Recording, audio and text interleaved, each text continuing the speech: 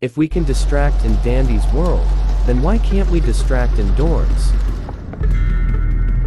Well, today, I'll be teaching you on how to distract Dread in Roblox doors. You don't really need a speed boost for distracting Dread, but it is very hard to see him. You must have good vision to see Dread. Dread appears as a white ghost with many eyes.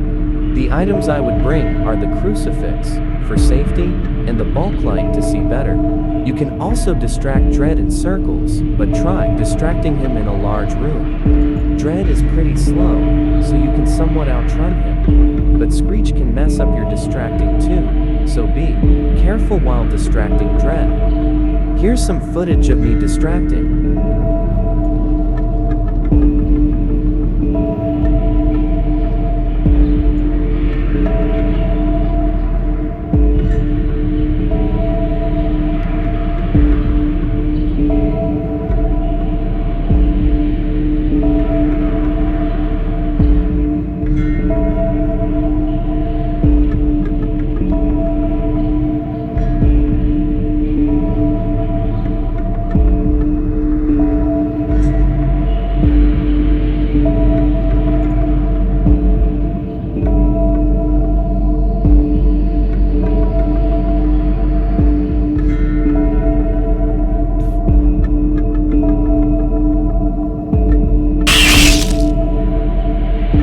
Well, that's the end of the video. We'll see you in the next video.